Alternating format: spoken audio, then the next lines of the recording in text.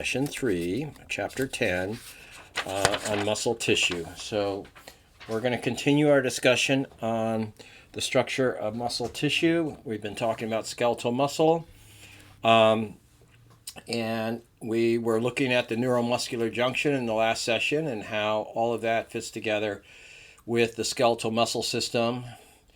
Today, what we're going to do is going to investigate the inside of a skeletal muscle cell. So the structure that we see, the organization that we see inside skeletal muscle tissue.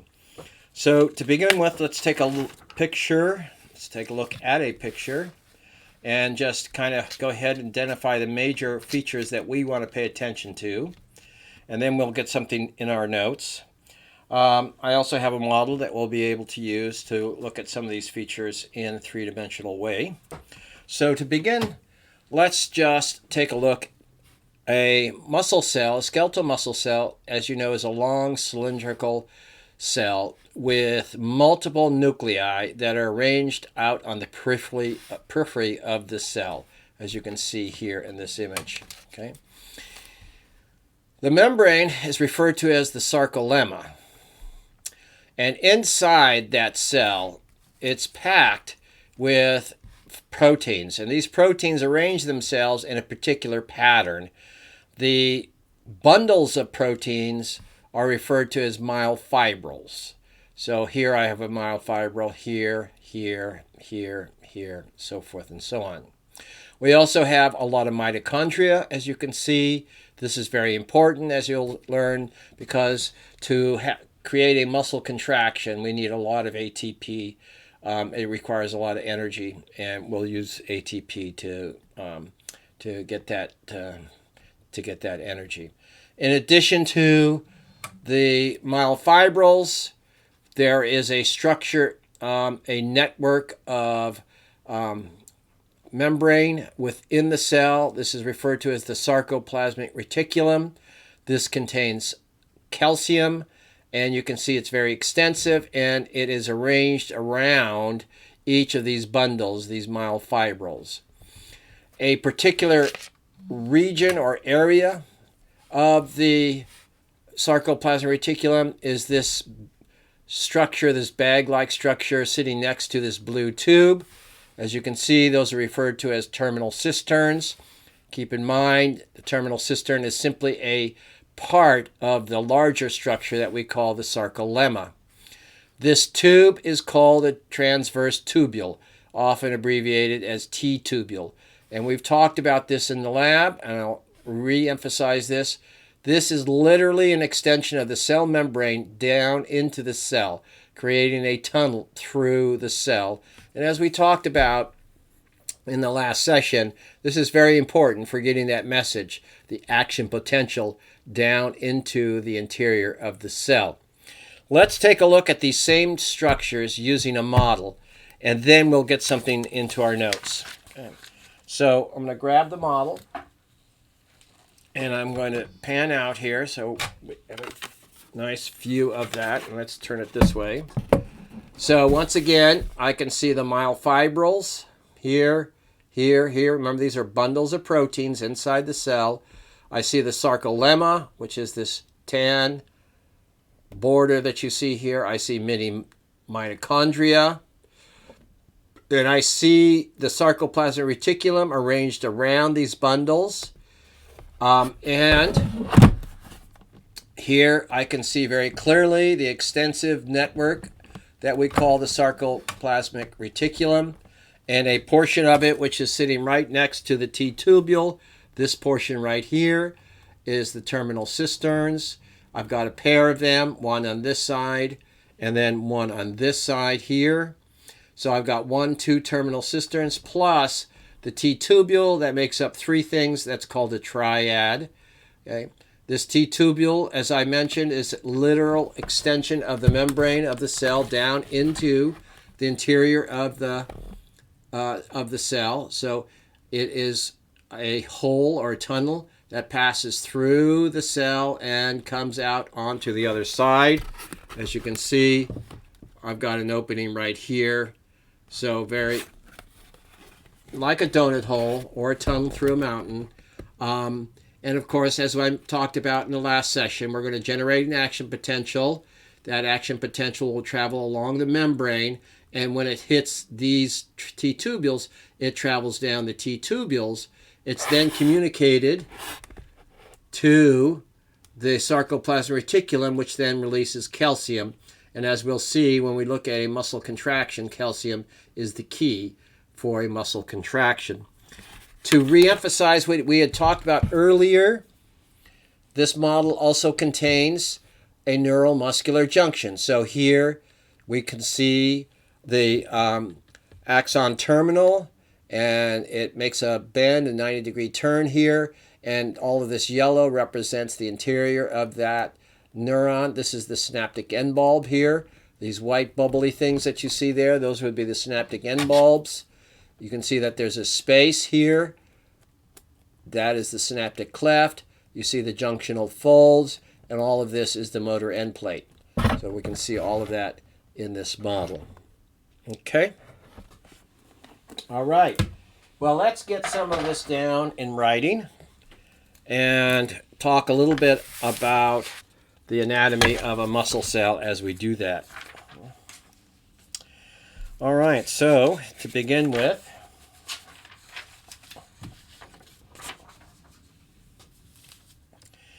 we will title this section of our notes, The Microscopic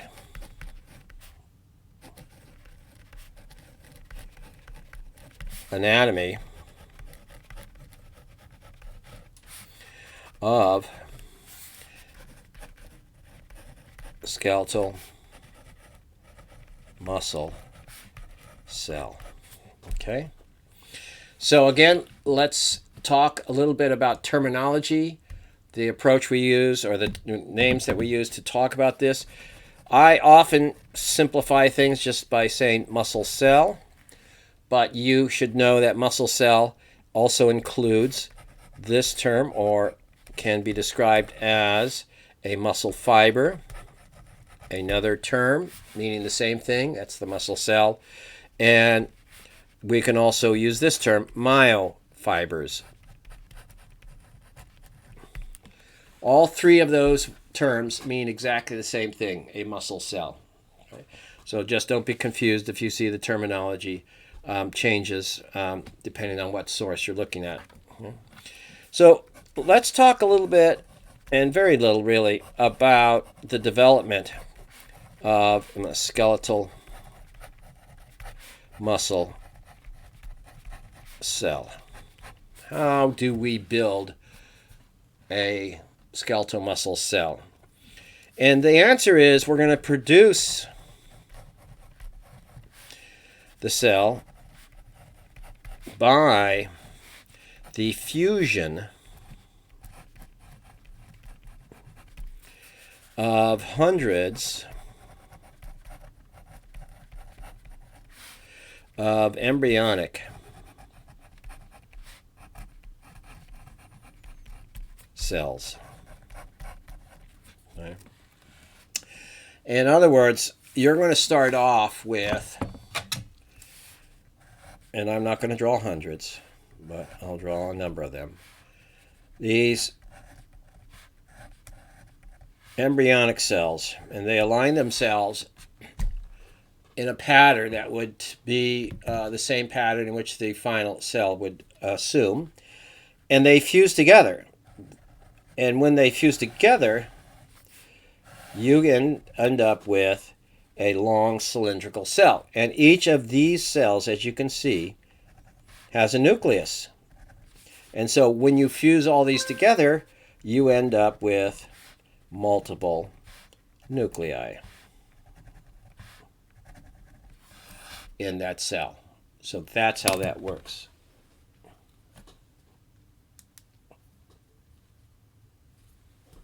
Okay? So, the fusion of hundreds of embryonic cells to produce one single cell with many nuclei. Okay? So you get that multinucleated state in the cell. So these cells can be up to 12 inches long. So quite long for a cell, 12 inches. And that would be the sartorius muscle, which happens to be the longest muscle in the body. So as you can see, to create a cell that is 12 inches long from a set of microscopic cells that need to be seen under the microscope, you have to have hundreds of those to build something that is that long. Okay? So that's how we develop a skeletal muscle cell, is the fusion of hundreds of embryonic cells together to create one single cell. Let's talk a little bit about terminology and naming of structures inside skeletal muscle cells. Okay, so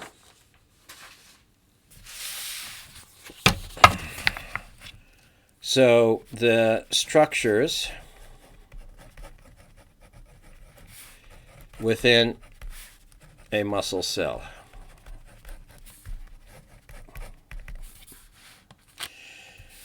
Number one, of course, we have the membrane, and this is called the sarcolemma. This is the plasma membrane.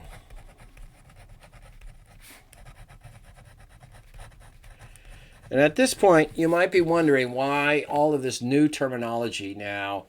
Why do we suddenly change from plasma membrane to sarcolemma, and as you'll see, other changes as well. And the answer is that when the study of human body became more rigorous, and when microscopes came into play, and we started to really try to understand how the human body worked in a more rigorous scientific way, one of the first types of tissues that people wanted to investigate was muscle cells, because they played such an important and obvious role in our biology. And so there was a whole science, a whole area of science that grew up devoted to understanding how muscle tissue is put together, how it works. And as a result of that, they tended to develop their own terminologies. And this is not unusual. Many of disciplines in science will develop their own terminology. And in fact, it is literally true that sometimes one PhD cannot talk to another PhD because the language that they're using in their separate disciplines, they're confused about it. So it can get very, very specialized. In this case, it became specialized around skeletal muscle tissue. Now, there does also make some sense here. I mean, there is some sense here, and I'll show you in a bit why a different name really does make sense for a structure that you've learned in the chapter on cells. So let's take a look at some of the other changes in names. So number 2 on our list would be the sarcoplasm.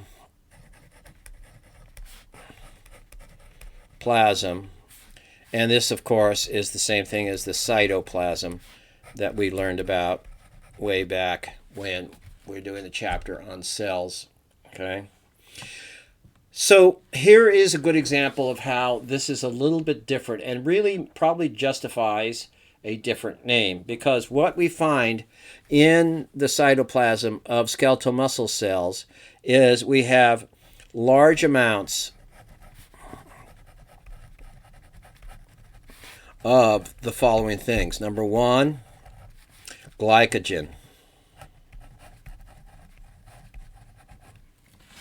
What is glycogen? Well, glycogen is a storage molecule for glucose.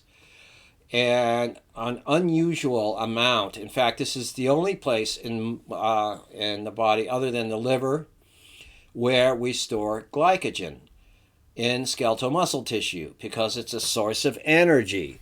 So it's glucose for energy. So we're pre-storing, if you will, strategically placing a source of energy in skeletal muscle cells, because as I mentioned, we're going to need a lot of that in order to produce the kinds of movements that humans are capable of. So we have large amounts of glycogen that are found in the skeletal muscle cells. And part of the recovery period for athletes that are training hard is the replenishment of glycogen in skeletal muscle tissue. So that's part of the cost of exercising.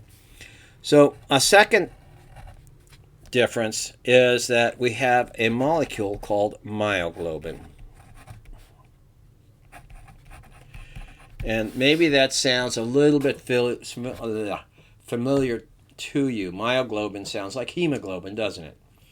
Well, it is a molecule that is very much like hemoglobin, so it can bind to oxygen, just like hemoglobin can. So you see what we're doing here. We're providing a source of energy and the oxygen to burn that energy inside skeletal muscle cells.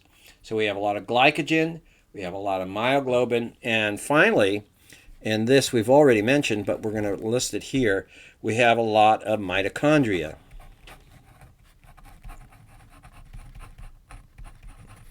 So we've got all the ingredients that we need to produce ATP, right? All of that is what we need to get ATP, which is going to drive the very hungry, energy-intensive movements of skeletal muscle contractions.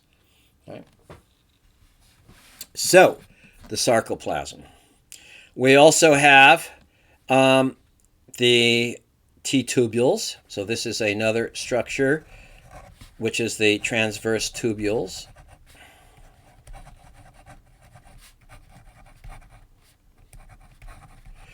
And these is often abbreviated as T-tubules. So that abbreviation is an accepted abbreviation, and is often used in papers and publications, so forth. T-tubules, transverse tubules. This is an extension of the sarcolemma.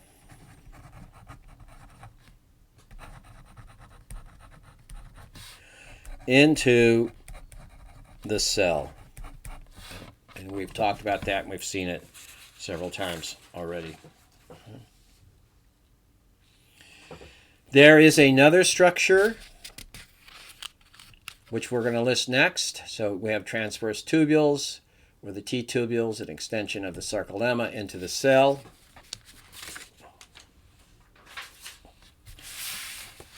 And we also have, and I believe, I'm going to keep track of my numbers there, number 4 on our list here. Number 4 is the sarcoplasmic reticulum. Okay. So what is this? Well, it used to be called the endoplasmic reticulum.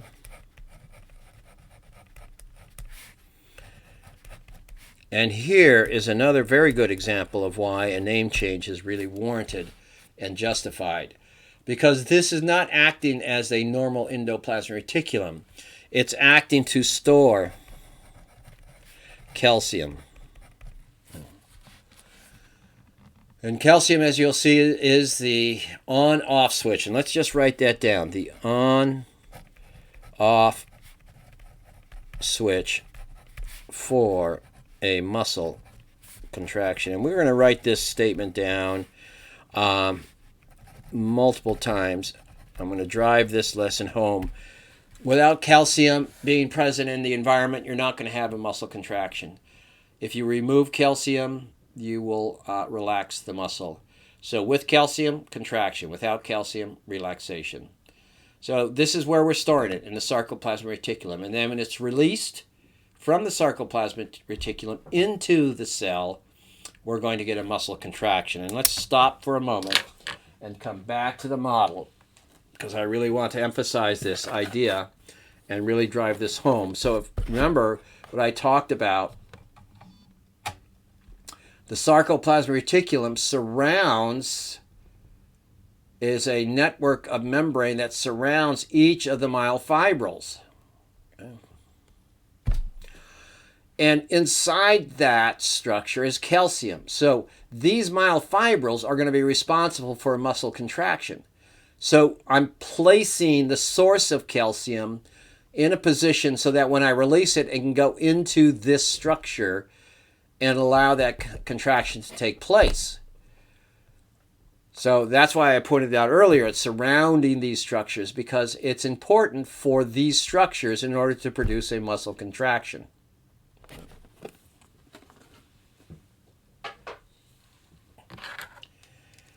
So the sarcoplasmic reticulum. We also have a structure that is referred to as the triad. And the triad consists of number one, a T-tubule, and number two terminal cisterns.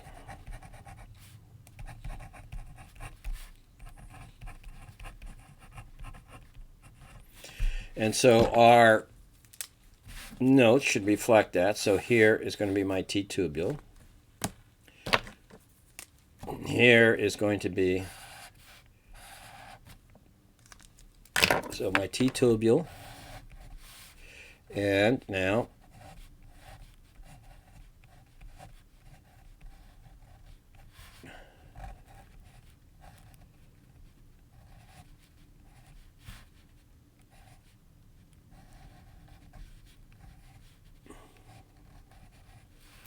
so I've got my terminal cisterns.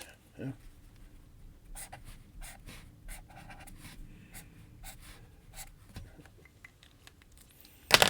So this is my T-tubule.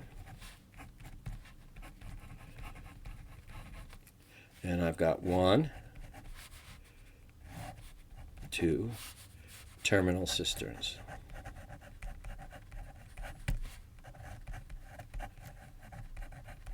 What's in the terminal cisterns? Calcium. It's part of the extensive network of the sarcoplasmic reticulum. Okay. All right, and finally, last on our list, but certainly not least at all, is bundles of proteins. So we're going to talk about the myofibrils. And these are bundles of proteins arranged with a certain pattern. And that pattern is going to be very important, which we'll have to understand. So bundles of proteins arranged with a certain pattern, or I guess that's the best thing that we can talk about it. So this arrangement of proteins produces the striations. So the arrangement of proteins produces the striations that we see in skeletal muscle. This arrangement of proteins is exactly the same in skeletal muscle and in cardiac muscle tissue because they're both striated. The proteins that we're talking about here are found in smooth muscle, but the arrangement is different, so we don't get the striated pattern that we associate with that. So let's talk about the myofibrils now. And that's why I saved these for last, is because this will transition us into the discussion of these myofibrils and how they're put together and what they are composed of. Okay. So we'll do that.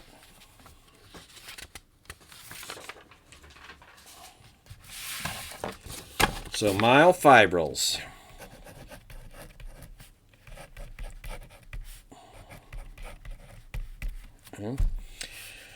What can we say? There are two types. One, thick filaments. Number two, thin filaments.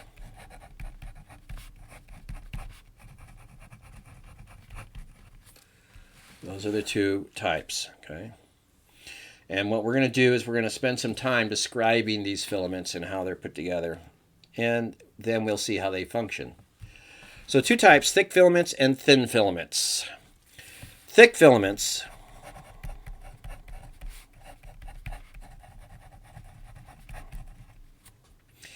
are around 16 nanometers in diameter.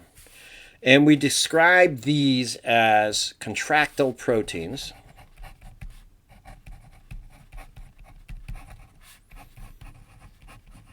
So it is a contractile protein and a motor protein. So this description of these proteins tells you what they're doing. And I'll explain both those terms in just a little bit. So just keep these in mind. This descriptive term here, contractile protein and motor protein, is important when we look at how we are going to produce a muscle contraction. So the thick filaments are characterized as both contractile proteins and a motor protein. Okay. They are composed of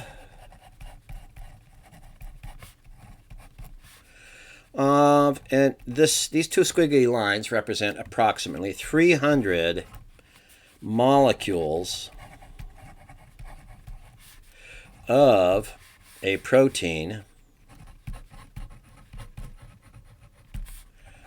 called myosin.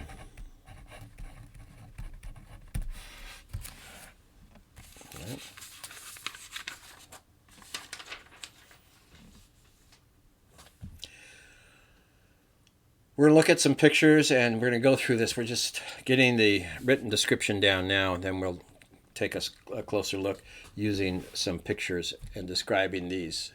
Okay. So thick filaments, about 16 nanometers in thickness, characterizes contractile proteins. They are motor proteins, composed of about 300 molecules of a protein called myosin. So they're a composite of these myosin molecules. A myosin molecule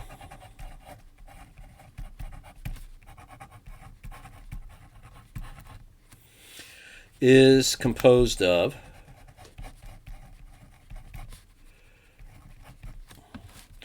two polypeptides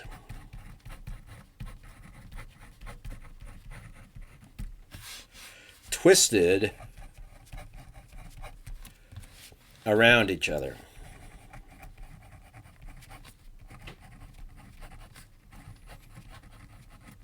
Okay. So I'm going to draw just a single polypeptide, so one polypeptide here, just to get some terminology out of the way. So one polypeptide would look like this.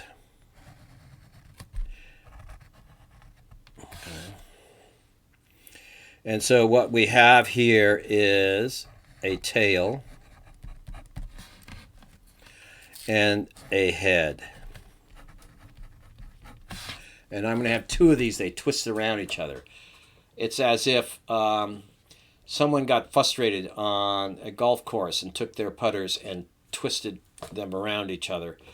And we'll see a picture. I'm not going to try to draw that. It's going to be a disaster. So I'm going to let someone else do that. So the heads, and I'm going to write this down. We're going to cover this multiple times, but we're going to introduce this idea right now. So the head is going to form a cross bridge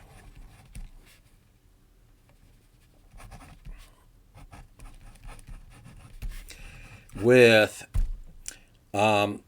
the actin molecule. And now you're saying, what? Actin? What are you talking about? Well, we'll look at actin just a bit because that's in the thin filament. So we'll take a look at that right now. But the point that I'm making here and why I wrote it down here, and as I said, we're going to re-emphasize this multiple times. This is the first time I've introduced this idea. We need to form cross bridges between this head and another molecule.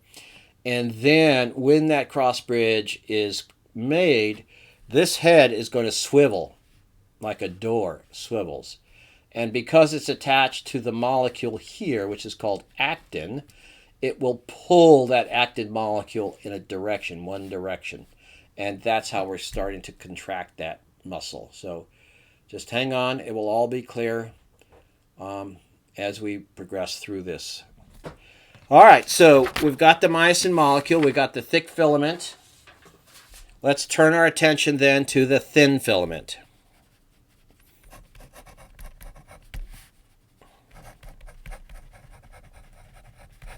Thin filament. Let me make sure I get... Yeah, thick filament. Yeah. So thin filament. This is about 8 nanometers in diameter, hence the idea of thin. Okay, it is composed of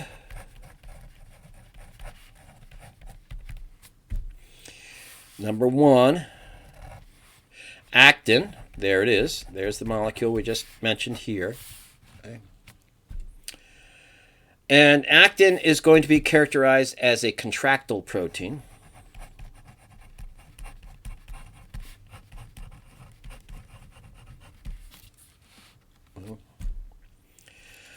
Number 2 is going to be troponin. And this is going to be characterized as a regulatory protein.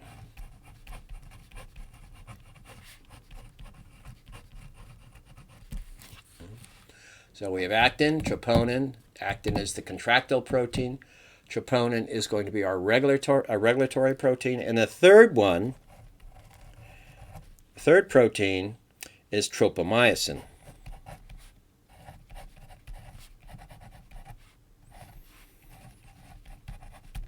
And this is also characterized as a regulatory protein.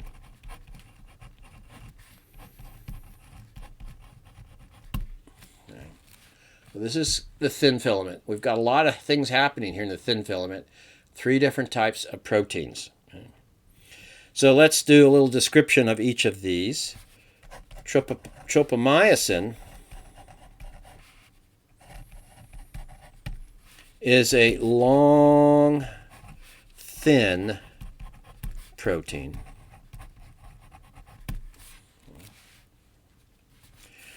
Actin is a globular protein. It's roundish. Okay. And has with a binding site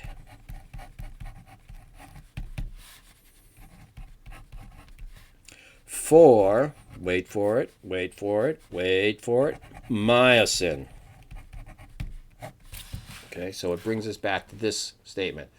The head forms, that should be an S, forms, cross bridges, with actin molecule. So if we're going to connect this, which is the head of the myosin molecule, if we want to make a connection, we have to have a binding site for that to happen. And here it is. Actin has a binding site for myosin. So we're going to be able to connect these 2 molecules together because this has so like a lock and key. So this is the lock, this is the key, they fit together. Okay. And finally, the last one is troponin. And this is spaced along the length of tropomyosin.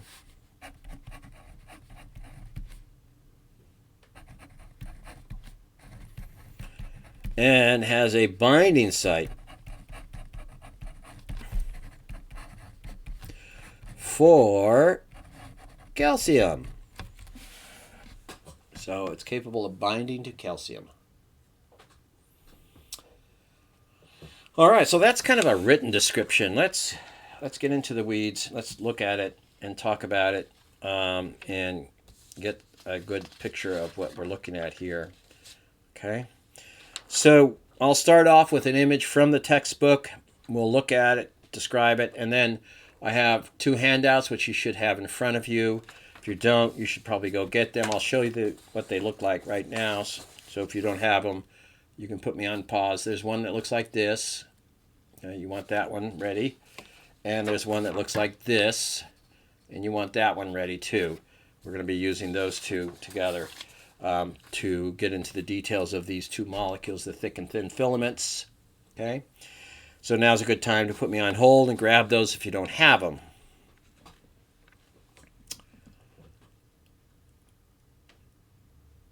Okay, you're back. Let's go ahead and, as I said, we'll start off with an image from the textbook and go through and describe what we're looking at, and then we'll get into those two images, those two drawings that we just talked about. So here's my thick filament.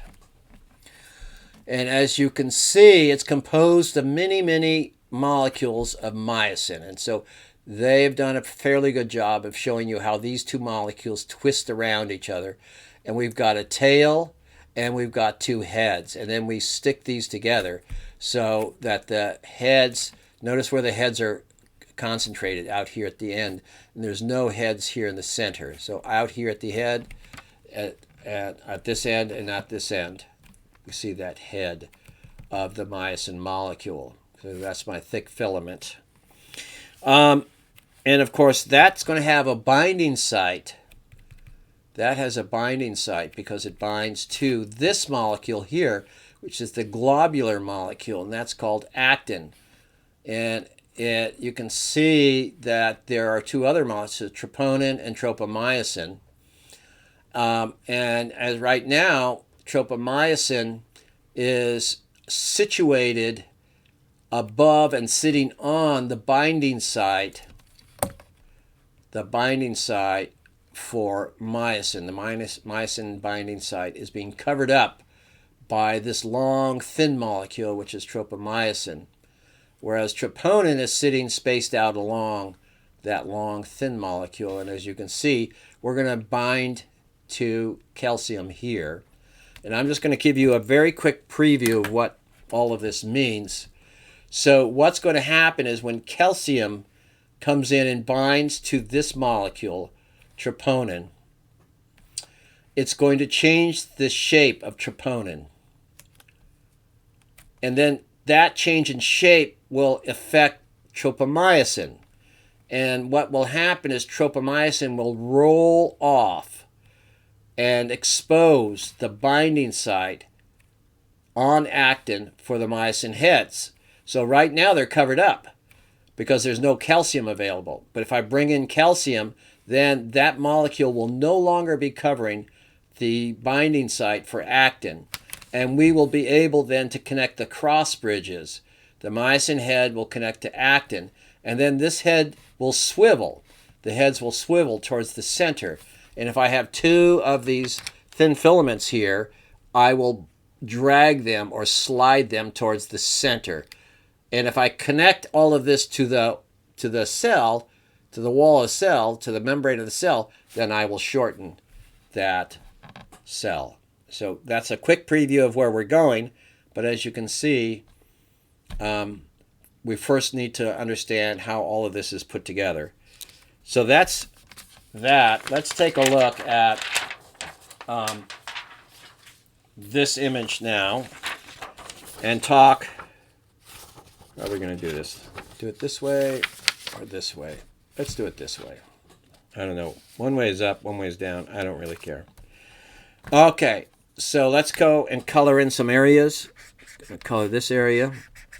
Okay, get that highlighted.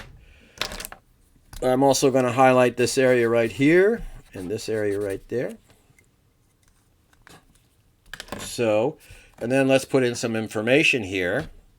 So this is myosin. This is a myosin molecule.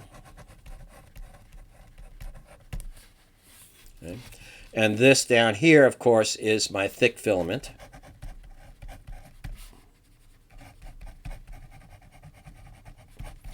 And this is composed of approximately 300 myosin molecules. Okay.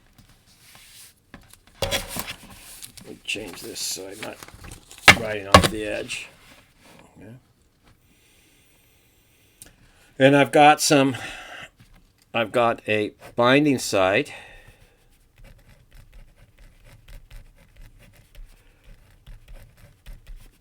for actin. Okay. And I have a binding site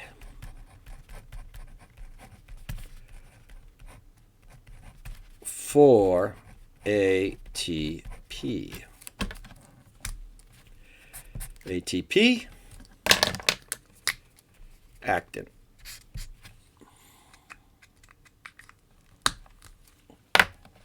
Okay. Now, again, a quick preview of what's happening here. So I'm going to use ATP to infuse this molecule with energy. So when I do that, these heads will cock back in this direction like a spring. I'm going to pull them back, and I need some energy to do that, and that's where I'm using my ATP. So I'm going to pull these heads back, and now they're sort of cocked like a compressed spring. And as soon as I bind to actin, that spring will be released, and these heads will swivel in this direction. They'll boom like that. And because they're connected to actin, they're dragging actin along with that movement. Okay? So this is going to be, this is the power stroke. Okay? And this is, I don't know if they really call this anything, but we'll just say that this is the energy state. That is to say, we're going to transfuse or transfer energy to that head. Like it takes energy to compress a spring. That energy is coming from ATP, and that's going to be stored in these heads, just like a compressed spring is storing the energy they use to collapse it. And when we form that cross bridge, it suddenly moves in this direction. That gives us our power stroke. We'll come back to that idea in a bit. Okay, so remember what we described this molecule as. In fact, the whole entire molecule. We described it using two terms: a motor protein and a contractile protein. And here's where we can understand what those terms mean now. The motor protein, in this case, is actually referring to movement. So I cock it, and I release the energy. It's a physical movement that's happening. And that physical movement is going to provide the power to collapse the cell, to contract the cell. So that's why we call it a motor protein. In moving, we get the contraction. So this protein is directly related to the idea of contracting a muscle. And so we give it that term. So it has two things. It has movement built into it, such as a motor has movement, so that we call it a motor protein. And in moving, it contracts the muscle cell, and so we call it a contractile protein. Okay. Next, we're going to take a look at this, which is our what? Thin filament. Okay. So this is our thin filament.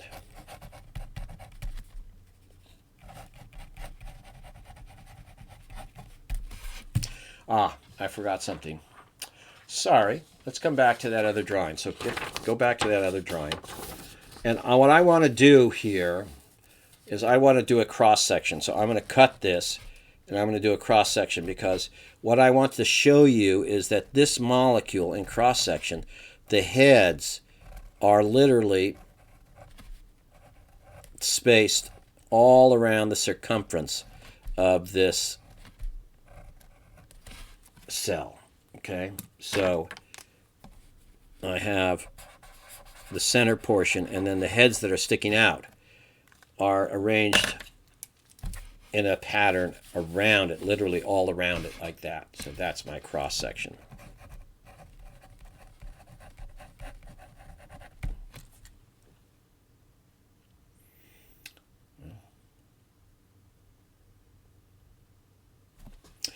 All right, let's get back to this. So this is my thin filament. And we have a number of molecules that we have to identify. And so let's color them in. We'll go here, there. Okay. I'm going to only color in one, but I also want to highlight those things there. So let's do that. And they're covered up. They're a little bit hard to see. And then I have, let's do it in blue.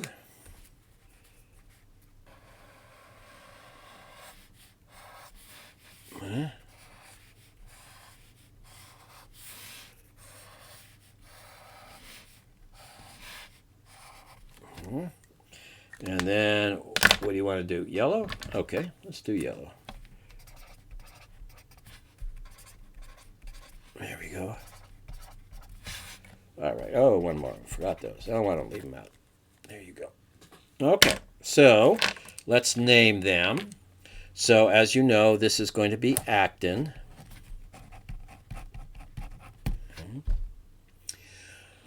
And this is troponin.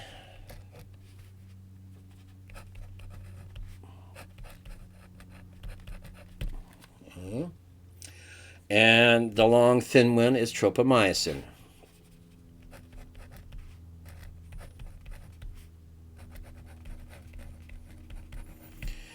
So troponin and tropomyosin sound terribly familiar, and you're going to maybe have a little bit of trouble of figuring out which is which.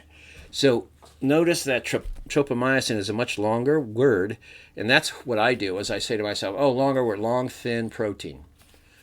Troponin, kind of short and bunchy. There it is. Okay. So this is going to bind to calcium, as we talked about. Okay.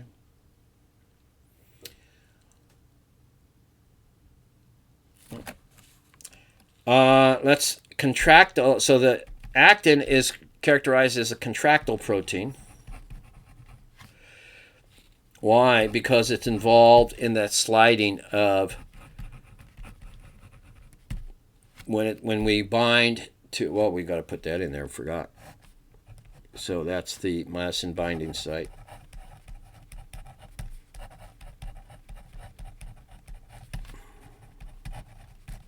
Okay. So actin is characterized as a contractile protein because we're going to connect the myosin head, and when that myosin head swings in this direction, because it's attached to this whole molecule will move.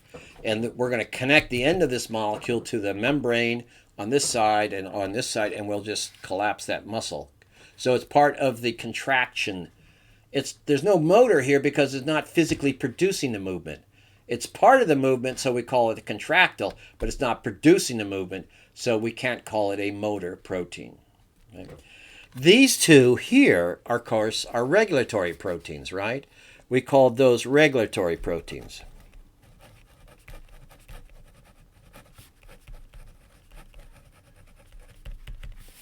Why did we call them regulatory? Because they're regulating the ability of myosin to connect with actin. So when we bring in calcium and it binds to troponin, then that site is exposed and we can get the muscle contraction. So how should I put it? These are regulating the ability of myosin to connect to actin. The on-off switch is calcium, because when calcium is present, that tropomyosin is no longer covering that binding site, and it's available for actin to attach to. Okay? And so we call them regulatory for that reason, because they regulate the ability of the molecules to bind to one another.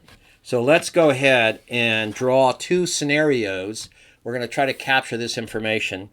And yeah, let's do that. So we're going to do the following thing. I'm going to draw a long, thin molecule, and let's keep the color combinations the same. So this is going to be my tropomyosin. Okay.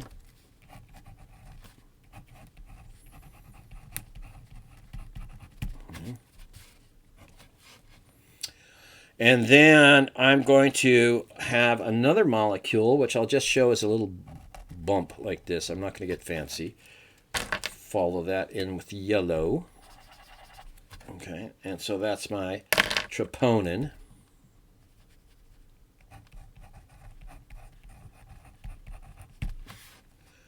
Okay. And then I've got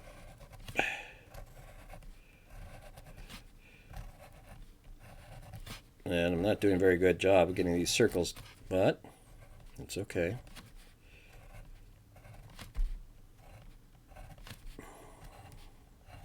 Okay, and what do we do? Pink here? Yes, we did. So pink, pink, pink, pink. Okay, and I believe we had a bright orange.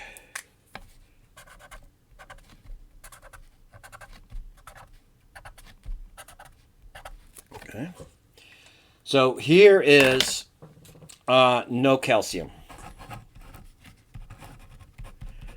No calcium is present, and what's happening is this molecule, tropomyosin, is covering up the binding site on actin. Okay, so this is my actin.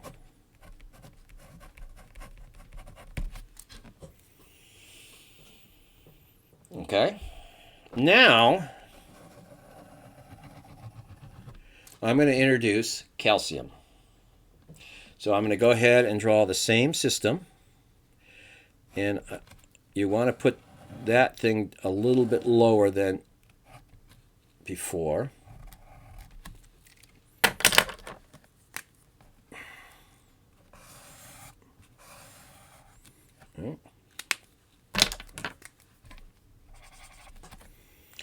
And let's go ahead and bring in calcium. So now calcium is present. And now we're going to do this.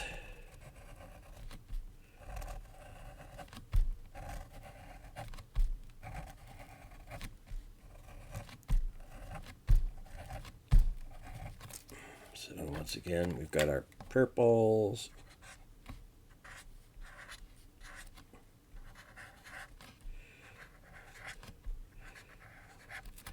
And we have our bright orange.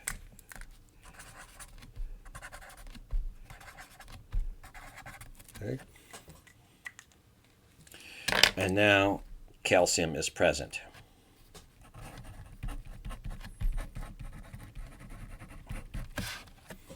And we have the exposed binding site.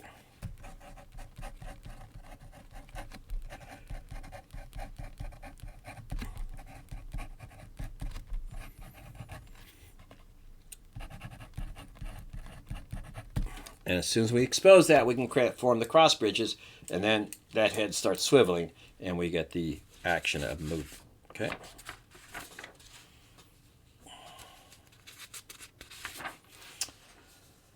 Ookly dooklies.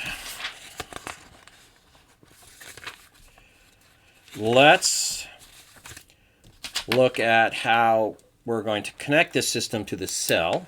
Okay. And so I've got an overhead, now that you kind of understand this system of thick and thin filaments. Let's go ahead and take a look at how all of this connects together.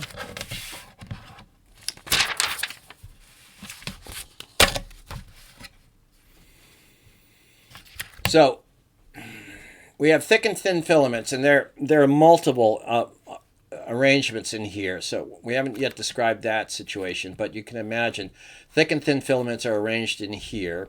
And when we introduce calcium, this whole myofibril will shorten. Okay, and we've connected it to the end. We've connected it to the cell itself through a series of proteins that we will talk about here. And so when this shortens, boom, the cell shortens. Now, how do we shorten it? We're going to release calcium from the sarcoplasmic reticulum. How do we do that? We're going to stimulate this cell at the neuromuscular junction, generate an action potential, travel down the T-tubule, transfer to the sarcoplasmic reticulum, release calcium. Calcium then binds to troponin. Tropomyosin rolls off the binding site on actin. We form the cross bridges. The whole thing shortens. And because we're connecting the whole thing to the wall of the cell, the entire cell shortens. Okay. Let's take a look. You should have this drawing with you. Okay. So let's just identify some of the proteins here. We've got a protein right here, which is called dystrophin, and that's the connector.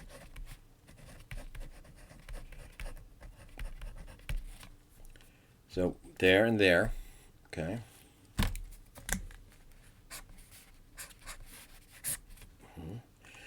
And then we have a membrane protein here.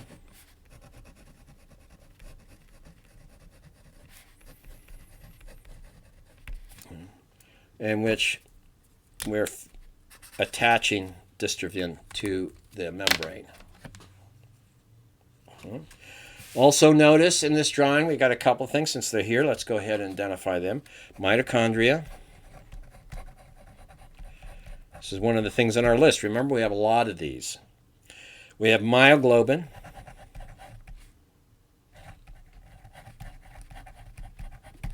This is my O2. Okay. And I have glycogen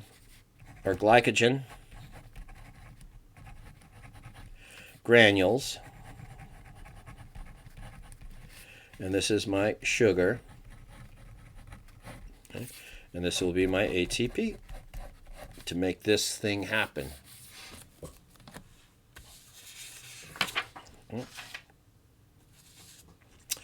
All right, so we talked about contractile proteins, motor proteins, regulatory proteins. I want to add one additional set of proteins, which we've identified one of them already, and that is structural protein. So dystrophin is a type of structural protein.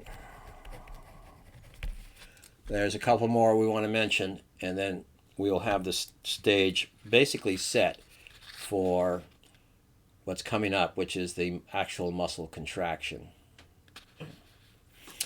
All right. So, structural proteins.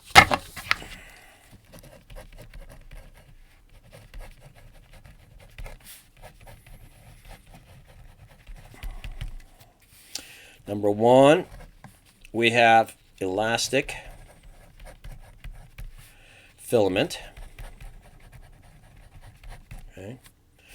And this is a protein called titin. Very appropriately named because it's the largest protein we've ever discovered in the human body. So, titin. And it's one of the largest proteins known.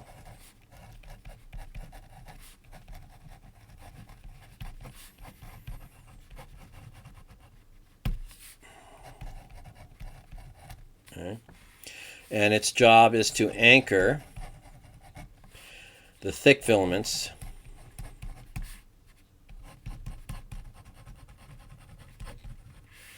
to something that we're going to call the Z disc.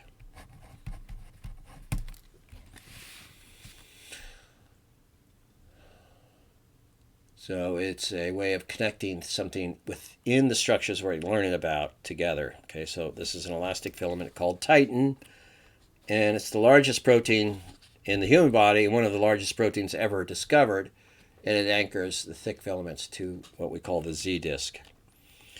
And then we've got a couple of others here. We have myomycin, I apologize. And myomycin produces the so-called M line.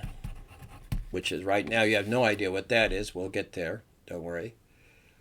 These are structural proteins. Myomecin produces the so-called M line. And number 3, which we've already been introduced to, is dystrophin.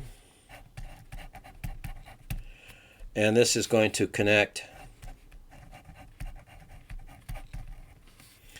the sarcomeres to the membrane, cell membrane.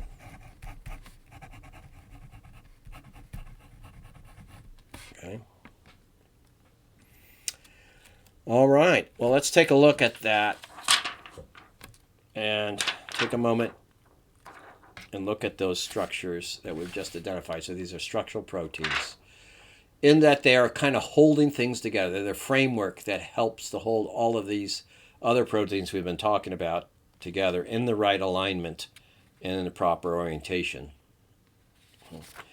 So take a look at this. Now we can see all of these molecules kind of put together in their proper alignment. So we have thin filaments, thin filament, thin filament, and then thick filament and thick filament. So here's my M line. That's my myomecin. Okay. Then I have the so-called Z disc. And notice here that I've got this curly thing that goes from here all the way to here. And that's my titin filament. That's the protein that's holding this structure, the Z disc, together with the thick filament. Okay, so let's go ahead. You should have something like this in front of you. We're going to go ahead and label these structures now. Make sure I label them properly so that the sheet back. Okay, so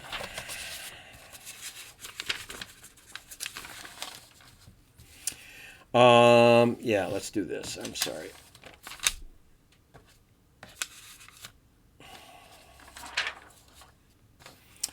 All right, so let's identify this first.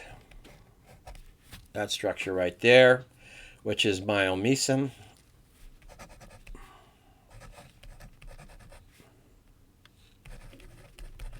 Myomecin, and this is my M line.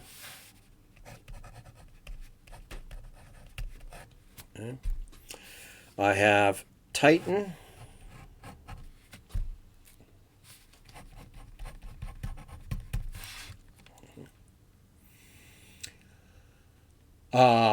What else? Oh, and this is my Z disc.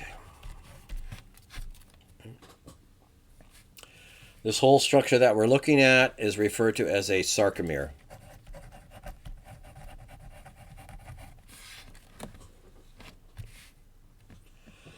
All right.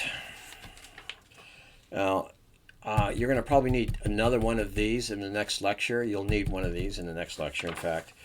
So if you only have one copy, go ahead and make a second copy, because in session 3, or I guess it's session 4 now, we're going to reuse this drawing and do some, mark it up a little bit to identify some areas. Okay, so I think that will be it for this lecture. In the next lecture, what we're going to do is we're going to talk about the sarcomere, the arrangement of the sarcomere, which we've just begun to look at with this image here.